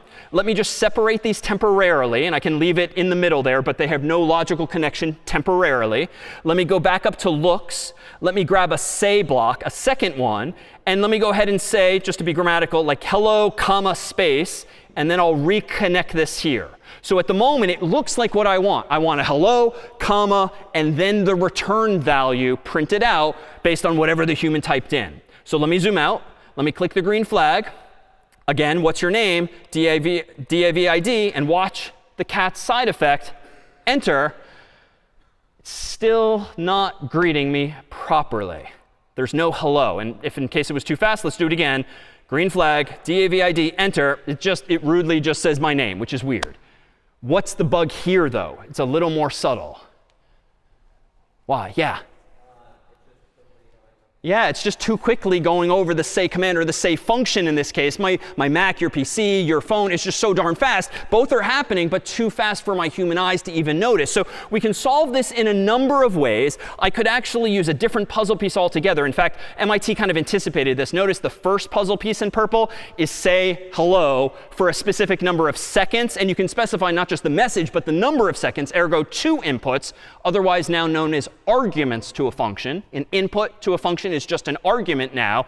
And that would be a fix here. I could maybe a little more explicitly do this. I could go under Events, scroll down a little bit, and sorry, under Control in orange, I could grab a wait block, and I could kind of insert it in the middle. And this might actually help. So I could click on the green flag, D-A-V-I-D, enter. Hello, David, and I could change the timing to be a little more natural. But what if I want the cat to just say, hello, comma, David, all in one breath, so to speak? Well, for that, I'm going to need to use a slightly different technique as follows. Let me go ahead and get rid of the wait. Let me get rid of the second say block and stop the cat with the stop sign. Let me go under operators here, and let me somewhat cleverly grab this, a join block at the bottom. By default, it's using apple and banana as placeholders, but those are white ovals, so I can change those. Let me drag this over the white oval for the say function and let go, and it will snap to fill. Let me go ahead here and type hello, comma, space instead of apple.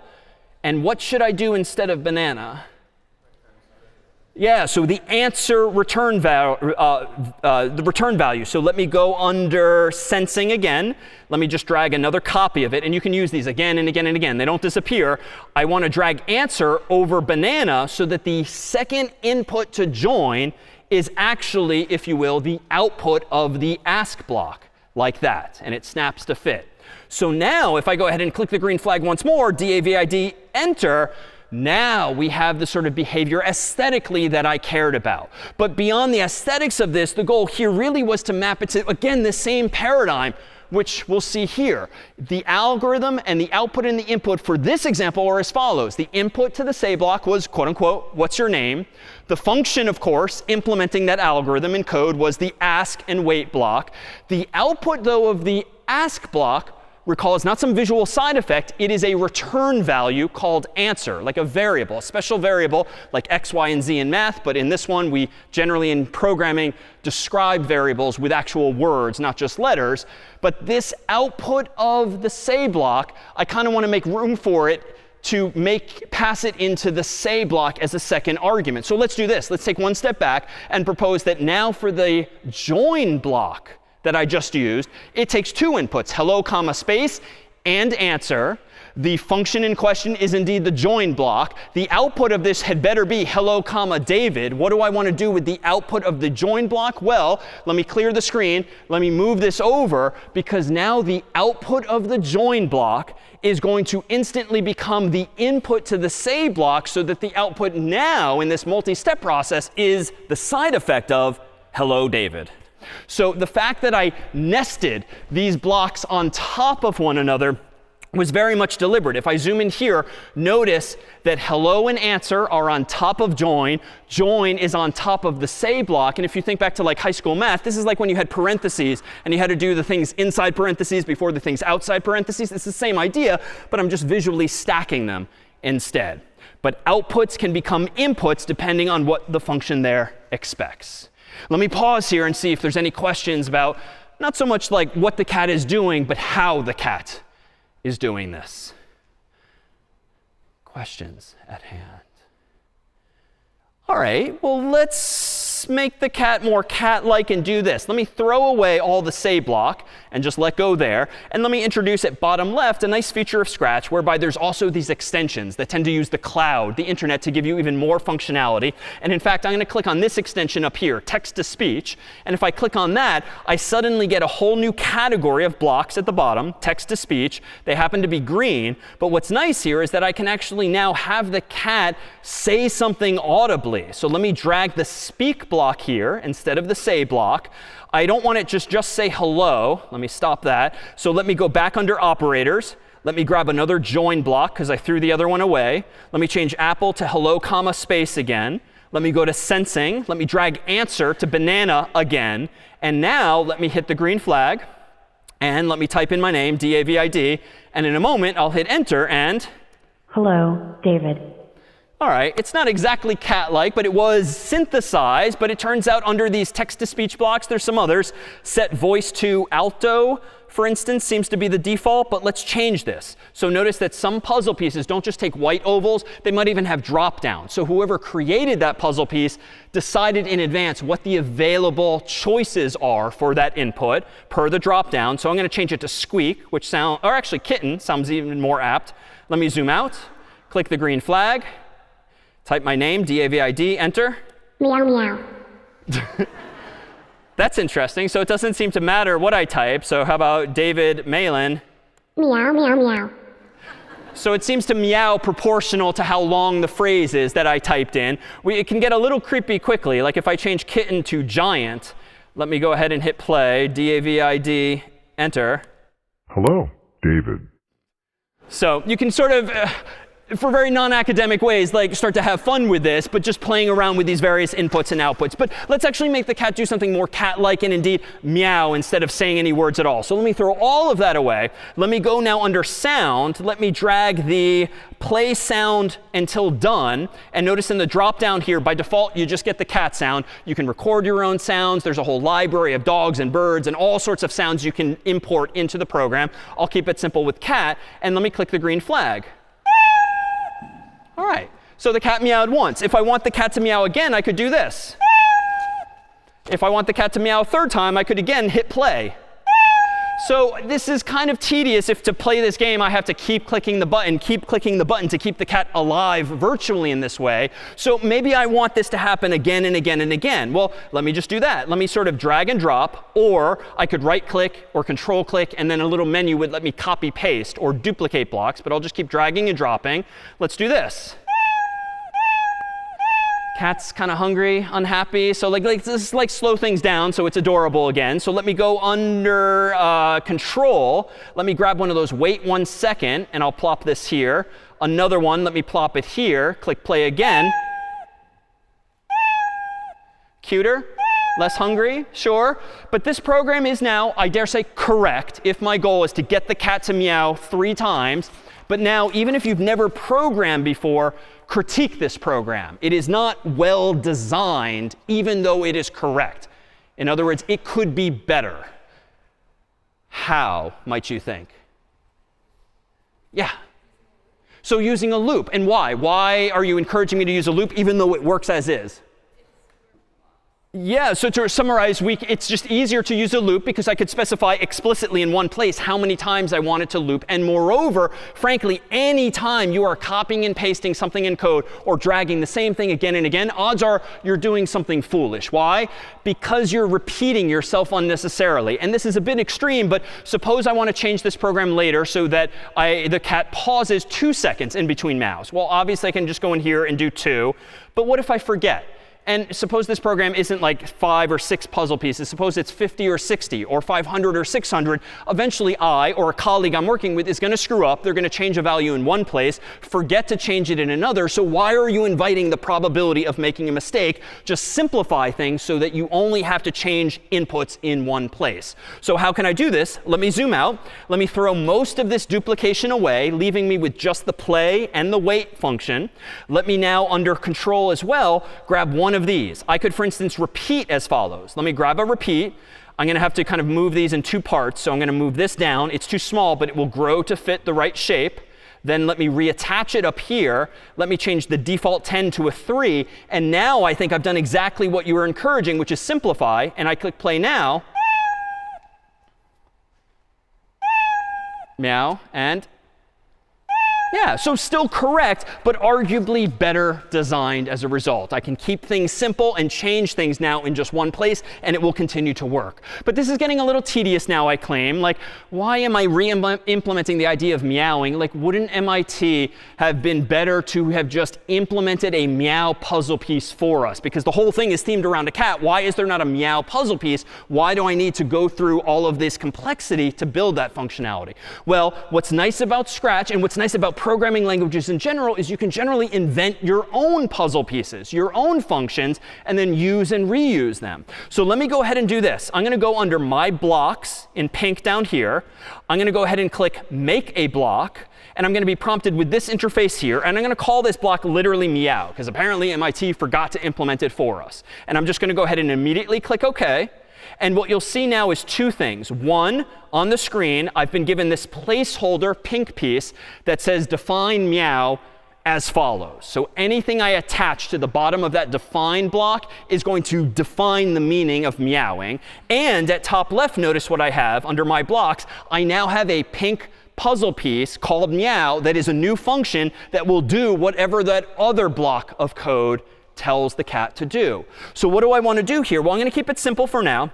I'm going to move the play sound meow until done and wait 2 seconds, though let's change it back to 1 second to move things along. And now let me drag the meow puzzle piece over to my loop such that now what's it going to do? It's going to meow 3 times. And just to be dramatic, out of sight, out of mind, let me, for no technical reason, just drag this all the way to the bottom of the screen and then scroll back up just to make the point visually that now meowing exists. That is an implementation detail that we can abstract away, not caring how it exists, because I now know at a higher conceptual level, if I want to meow, I just use the meow puzzle piece. And I or someone else dealt with already how to implement meowing. So now let me go ahead and hit play.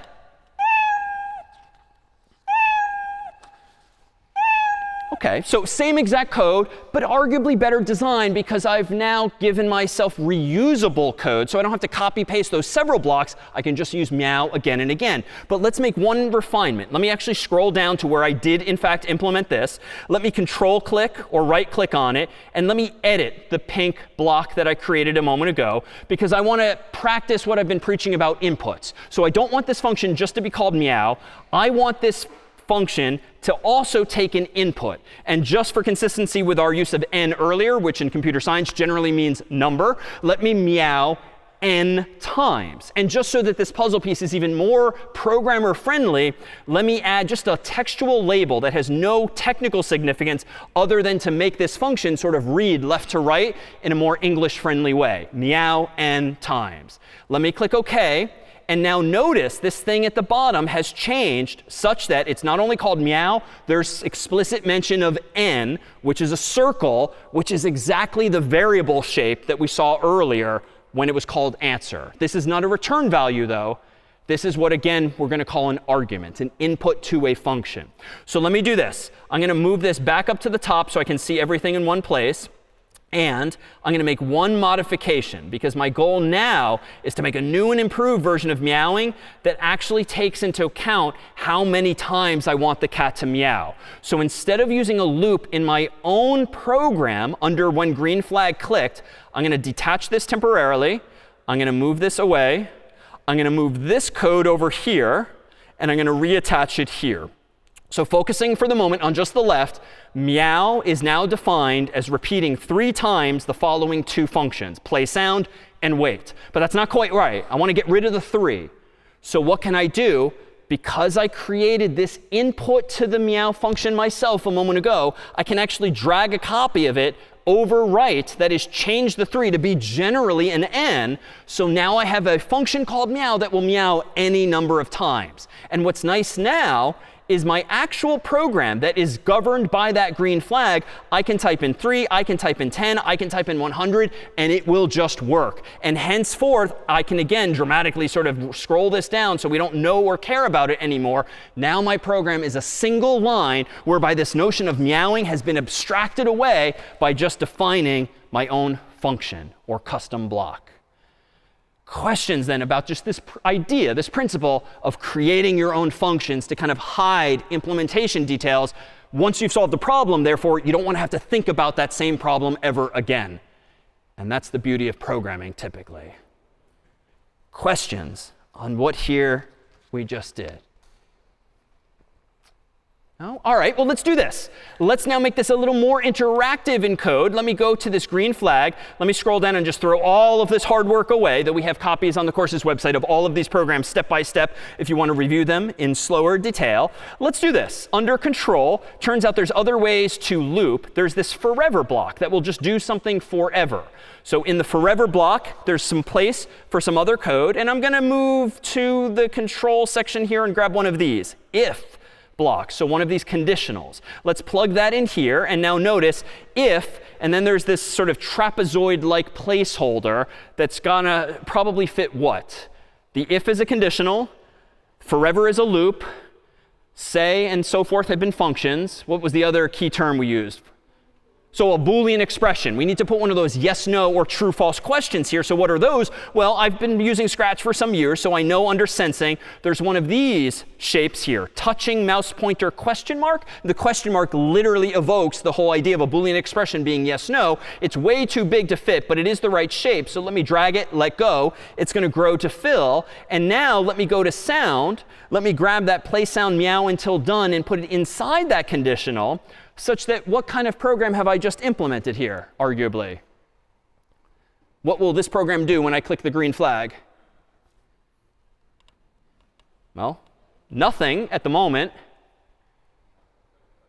But I'm not touching the cat, so if I move the mouse pointer to the cat, again, it's kind of like implementing the idea of petting a cat, if you will, because I'm forever just waiting and waiting and waiting. Is the mouse pointer touching that sprite, touching that cat? And only if so, go ahead and play that sound meow until done. But now we can make things a little more interesting. Let me stop this. And let me do something actually completely different. Let me throw all this hard work away. Let me go under extensions. Let me go to video sensing, because lots of laptops, my own included, has a little webcam nowadays. Let me approve use of that there. And you can see me in the frame. And let me do this. Let me drag one of these when motion exceeds some measure. And through trial and error, I figured out that 50 tends to work well. Let me step out of frame here and program off to the side. And if I go to play sound meow until done, notice that this is an alternative to using when green flag clicked. This is a category of block that's constantly waiting for what we'll call an event. An event is just something that can happen on the screen. A click, a drag, a mouse movement, and so forth. So let me zoom out here. And now, if I can do this, here we go. No, too slow. Still too slow. Oh, wait, did I click play? Let's see. Try again. There we go. OK, 50 is a little too high, apparently. So let's make this a little gentler. 10. OK, well, there we go. There we go. OK, so we've implemented now more physically the idea of actually responding to a cat, to petting a cat. So, oh, damn it. OK. OK, so this is a bug. Like now, this is MIT's fault. So it's not stopping in response to the red stop sign. So what do you do in doubt? Most extreme, you reboot. For now, I'm just going to close the window. OK, so now we've seen all of those primitives that we saw in that pseudocode, but incarnated in this graphical programming language. And again, without parentheses and semicolons and double quotes and all that punctuation that we will introduce before long. But for now, we have the mechanisms in place where we can do some really interesting things. So in fact, I thought, in the spirit of sort of thinking back on olden times, thought I'd open up the very first program I wrote when I actually I was cross-registered in an MIT class and took a class that introduced but aspiring teachers to Scratch. And I implemented this program here called Oscar Time, which was a game that used a childhood song that I was a fan of. And it allows you to sort of drag trash into a trash can. But to bring this to life, and perhaps in exchange for one stress ball, could get one brave volunteer who wants to come up and control this here keyboard. I saw your hand first. Come on up. Come on up. And you'll see, thanks to the team, we also have this amazing lamppost here, being on Quincy Street as we are. Do you want to introduce yourself to the group? Hi, my name is Anna. I'm from Richmond, Virginia, and I'm in Weld. Nice, Yes! Weld. All right, come on over. So here, Anna, you'll have a chance to play the very first game I wrote in Scratch, which admittedly is more complicated typically than we would expect of a student doing this for the very first time, as in problem set 0. But what I'm going to do is full screen this here. I'm going to click the green flag, and what you'll see on the screen are these instructions. Drag as much falling trash as you can to Oscar's trash can before his song ends. And here we go. Oh, I love trash. Anything dirty or dingy or dusty. Anything ragged or rotten or rusty. Yes, I love trash. Oh. go. There we go. Nice. So as Anna continues to play, let's kind of tease this apart a little bit. So one, there's some costumes on the stage. Like that lamppost is actually never going to move. But there's a couple of sprites. There's the trash can, which seems to be a character unto itself. There's this piece of trash that keeps coming back and back. That is a sprite. There's now this sneaker, which is another sprite. And in fact, notice that Oscar, of course, keeps popping up from his sprite once in a while. So Oscar seems to have multiple costumes. So I offer this as an example as you keep playing, if you would. Very good job so far. Yeah, the song goes on forever. This was a nightmare to implement, to listen to this all day long. But how do we implement the rest of this? Well, notice that the trash, every time she throws it into the trash can, does reappear somewhere different. So there's some kind of randomness involved. And indeed, Scratch will let you pick random numbers in a range. So maybe it could be negative 240, maybe it could be positive 240 at the 180 point on the top of the screen. So you can sort of randomly put things on the screen. There's apparently what kind of construct that makes the trash fall again and again. I think no one's listening to me, they're all just watching you. But what's making the trash fall from top to bottom? So it's actually some kind of loop, because there's a motion block inside of a forever loop probably that just keeps moving the trash 1 pixel, 1 pixel, 1 pixel, 1 pixel, 1 pixel, creating the illusion therefore of motion. And if we can crank the song a little bit more, you'll see that this is all synchronized now. Because they're trash. Oh, I love trash. Anything dirty or dingy or dusty. Anything ragged. The song keeps going forever, seemingly. And now notice more and more sprites are appearing because they waited for, here we go, climax.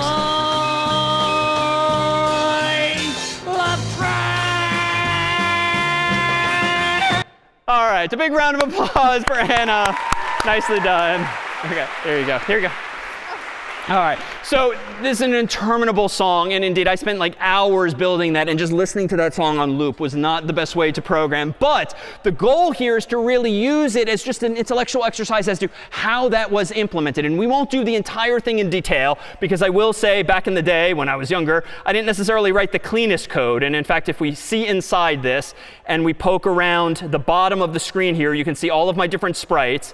And the code is kind of complex. Like, things just kind of escalated quickly, but I did not set out and write all of these programs all at once for each sprite. I pretty much took baby steps, so to speak. And so for instance, let me open up just a few sample building blocks here that speak to this, that are written in advance. So here's version 0. Computer scientists typically start counting at 0. And let me show you this example here that only has 2 sprites on the screen. We have Oscar the trash can, and we have the piece of trash. And now notice, what does Oscar do?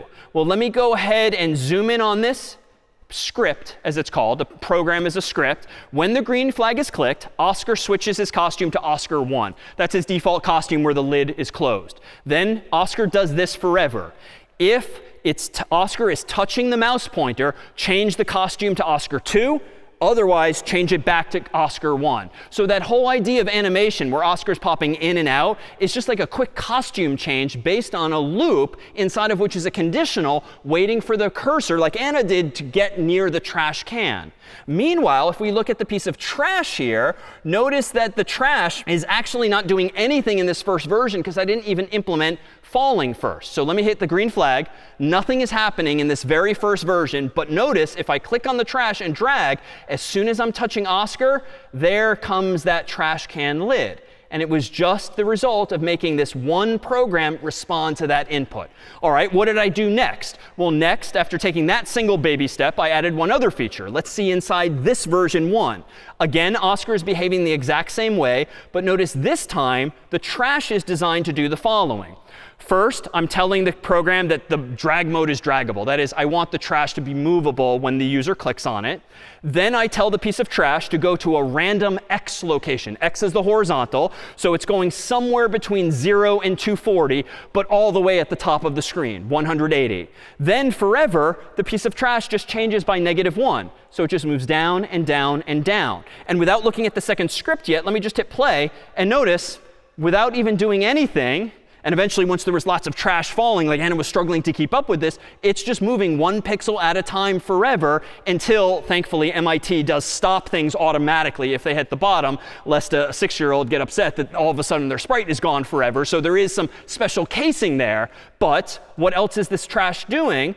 let me zoom in here. The piece of trash, also when the green flag is clicked, is forever asking this question. If you are touching Oscar, then pick a new random location between 0 and 240 at positive 180 and go back to the top. So in other words, as soon as this piece of trash is dragged over to Oscar like this and I let go, it recreates itself at the top. It's just sort of teleporting to the top. And thus was born this feature. And I won't slog through all of the individual features here, but if we do just one more and see inside this one. So now, let me go ahead and hit play. Notice at the top left of the screen, there's a score, currently 0. But now when I click the trash and let go, notice that the score is being incremented by 1. And this, in fact, is how Anna's your score kept going higher and higher and higher. Every time I noticed, oh, the trash is touching Oscar, let's not only teleport, let's also increment a variable. And we didn't see this before, but if I go to this Oscar scratch now, you'll see that it is exactly the same. But if I now go to the trash piece here, and we go to when green flag clicked, you'll see that I'm initializing a variable in orange called score to 0. But if we scroll down to the bottom, Oscar is also doing another thing in parallel at the same time. When the green flag is clicked, Oscar is forever checking, is the piece of trash touching Oscar? If so, change the score by 1, and then go to top, which is another location on that screen. So in other words, even though at a glance something like Oscar time might look very complicated, and it did take me hours, the goal, especially with problem set 0, is not going to be to bite off all of that at once, but to take proverbial baby steps. Implement one tiny feature so that you feel like you're making progress, add another feature, another, and invariably you might run out of time and not get to the best version of your vision, but hopefully it'll be good, hopefully it'll be better, but you'll have these sort of mental milestones, hoping that you at least get to that point, because as you will soon discover, everything in the world of programming, unfortunately, takes longer than you might expect. That was true for me 25 years ago and is still true today. Well, let me introduce one final set of examples here, this one written by one of your own predecessors, a former student. Let me go ahead and open up 3 baby steps, if you will, toward an end of implementing a game called Ivy's Hardest Game, whereby it's now more interactive, quite like Oscar time. So at top right here, notice, and I'll zoom in, we have this world that's initially very simple. 2 black lines, 2 walls, if you will, and a Harvard sprite in the middle. But when you click the green flag, notice that nothing happens initially except that the sprite jumps to the middle. But I can hit the up key, or the down key, or the left key, or the right key. But if I try to go too far, even though it's not the edge of the world, it's only touching that there black line, it's still going to stop as well. So intuitively, how could you implement that type of program? How could you get a sprite, from what we've seen, to respond to up, down, left, right, but actually move when I touch my arrow keys? Like, what does it mean to move? Yeah. Exactly. So much like with representing information, at the end of the day, all we've got is 0s and 1s. When it comes to algorithms, at the moment, all we have are functions and loops and conditionals and Boolean expressions, and soon some more things too. But there's not all that much we have at our disposal. So let me zoom out from this, and let me actually show you what the Harvard sprite is doing. It's doing this. When I go up to the green flag here, the Harvard sprite is going to 0, 0, so dead center in the middle. And then it's forever doing 2 things, listening for the keyboard and feeling for walls, left and right. Now, those are not puzzle pieces that come with Scratch. I created my own custom blocks, my own functions, to implement those ideas. Let's not abstract away for now. Let's actually look at these features. And indeed, to your instincts at left here, what does it mean to listen for the keyboard? Well, if the up arrow key is pressed, change y by 1, move up. If the down arrow key is pressed, change y by -1. If the right arrow key is pressed, change x by 1. If the left arrow key is pressed, change x by -1. So take sort of all the magic out of moving up, down, left, right by just quantizing it as plus, minus, this, and that. It's all numbers indeed at the end of the day. But what else is it doing? Notice that it did indeed bounce off the wall. So my other custom function, which I chose feel for walls to kind of evoke this idea, it's asking 2 questions. If you're touching the left wall, then change x by 1. So bounce in the other direction. Else, if you're touching the right wall, bounce in the -1 direction. And so what are left wall and right wall? I mean, I kind of cheated. I just used 2 more sprites. These sprites are literally nothing except black lines. But because they exist, I can ask that question in my conditional saying, are you touching those other sprites? And I could have colored them any way I want. But this is enough if I zoom in to implement this idea of going up, down, left, and right, and preventing the sprite from leaving that little world. All right, so if you'll agree that there's a way now to implement motion, up, down, left, right, let's go ahead and implement this idea by adding a rival into the mix, like a Yale sprite. And what the Yale sprite is going to do, if I click the green flag, is this. So Harvard at the moment is still going to be movable with the arrow keys, up, down, left, right. But Yale, for better or for worse, is just going to mindlessly bounce back and forth from left to right forever, it would seem. The operative word being forever. So how's that working? Well, let's look. Here's the Yale sprite at the bottom. Let's zoom in on its actual code here. The Yale sprite starts at 0, 0. It points in direction 90 degrees, which means left, right, essentially. And then it forever does this. If touching the left wall or touching the right wall, turn around 180 degrees. So I don't want the Yale sprite to just stop by moving it 1 pixel to bounce off slightly. I want it to wrap around and just keep going and going and going forever. And that's it. Everything else is the same. So one final flourish, let's add a more formidable adversary like MIT here, whereby if I zoom in and hit play, notice that if I move the Harvard sprite, MIT comes chasing me now. Now, how is this actually working? Yale is just kind of doing its thing, bouncing back and forth. Now MIT is really latched on to me. And it's following me up, down, left, right. So how is that logic now working? Well, again, it's probably doing something forever, because that's why it's continually doing it. Let's click on MIT. This, too, is pretty simple, even though it's a pretty fancy idea. Initially, the MIT sprite goes to a random position, but thereafter, it forever points toward the Harvard logo outline, which is just the long name that your predecessor or former student gave the name for that sprite. And then it moves 1 step, 1 step, 1 step. So suppose this were an actual game, and in games, like, things get harder and harder, the adversary moves faster and faster. How could we make MIT even faster by changing just one thing here? Like, how do we level up? Change the 1 to like 2 pixels at a time, 2 steps at a time. So let's see that. Let's go ahead and zoom out. Let's hit play. And now notice that MIT is coming in much faster this time. All right, so it wasn't noticeably faster. Let's do this. Let's move 10 steps at a time. So 10 steps faster than originally. Now notice it's kind of twitching back and forth in this way. Why? Well, probably, if we worked out the math, probably the MIT sprite is touching the sprite and it's bouncing off of it. But then it's realizing, oh, I went too far. Let me move back. Wait a minute, I'm still touching it. Let me move down. So you can get into these perverse situations where there is actually a bug, be it logical or aesthetical. But in this case, we probably want to fix that. So 10 is probably too fast for this to work particularly well. But the final flourish here really is to show you the actual version of a game that one of your predecessors, a past classmate, actually implemented. Before thereafter, we will adjourn for cake in the transept, which is a CS50 tradition. But can we get one more final volunteer to come on up to play Ivy's hardest game? I'm seeing your hand most enthusiastically there. Yeah, come on down very happily.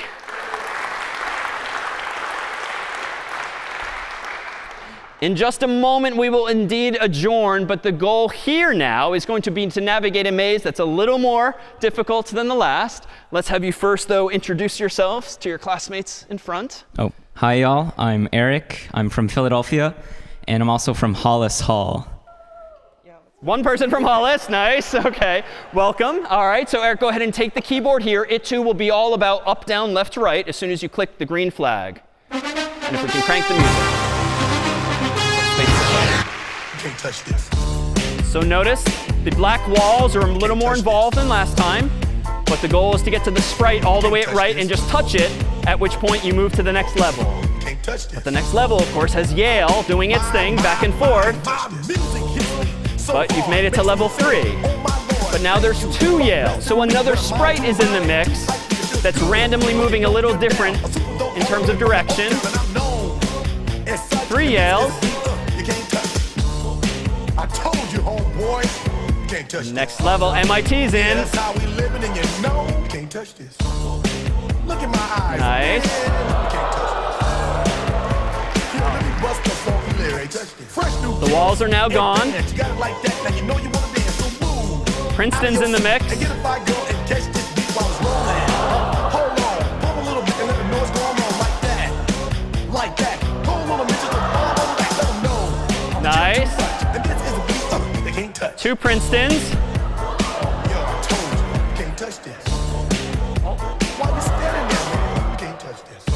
Oh. Okay, new life. Can't touch this. Give me a song or rhythm, making them sweat. That's what I'm giving them now. They know. You're talking about the hammer, you're talking about a show that's okay, another life. Nice, nice. Oh.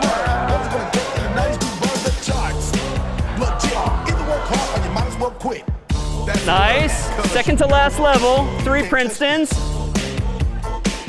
Last level. Break it down. Yeah! Congratulations. Here. All right. This then was CS50. Welcome aboard. Cake is now served.